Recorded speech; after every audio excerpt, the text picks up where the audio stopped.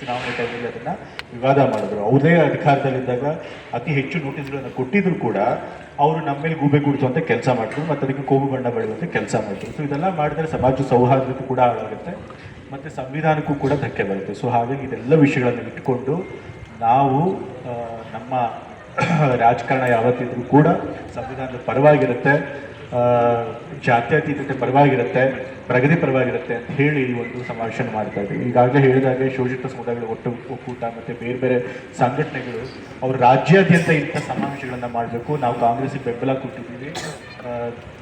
ಕಾಂಗ್ರೆಸ್ ಏನು ಯಾವ ರಾಜಕಾರಣಕ್ಕೆ ಪರವಾಗಿ ನಿಂತಿದೆ ಆ ರಾಜಕಾರಣದ ಸಂದೇಶ ಜನರಿಗೆ ಹೋಗಬೇಕು, ಹಾಗಾಗಿ ಈ ರಾಜ್ಯದಲ್ಲಿ ಇಂಥ ಸಮಾವೇಶಗಳನ್ನು ಮಾಡಿ ಅಂತ ಹೇಳಿದರು.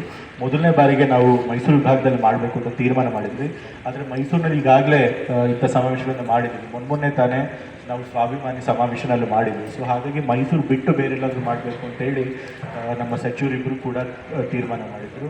ಸೊ ಈಗಾಗಲೇ ವೆಂಕಟೇಶನ್ ಅವರು ಹೇಳಿದಾಗೆ ಮಂಡ್ಯ ಮತ್ತು ಹಾಸನ ಎರಡು ಹೆಸರು ಬಂತು. ಸೊ ಕೊನೆಗೆ ಹಾಸನನ ಅವರು ಆಯ್ಕೆ ಮಾಡಿದರು. ಸೊ ಹಾಗಾಗಿ ಹಾಸನದಲ್ಲಿ ಕೂಡ ಹಾಸನದಲ್ಲಿ ನಮ್ಮೆಲ್ಲ ಸಂಘಟನೆಗಳನ್ನು ನಮ್ಮೆಲ್ಲ ಪರವಾಗಿರುವಂಥ ಸಂಘಟನೆ ಮಾಡಬೇಕು ಅಂತ ಹೇಳಿ ಈ ಒಂದು ಸಮಾವೇಶನ ಮಾಡ್ತಾ ಇದ್ದೀವಿ. Ashwavega English News. Coming soon. Your channel, your voice, your trust.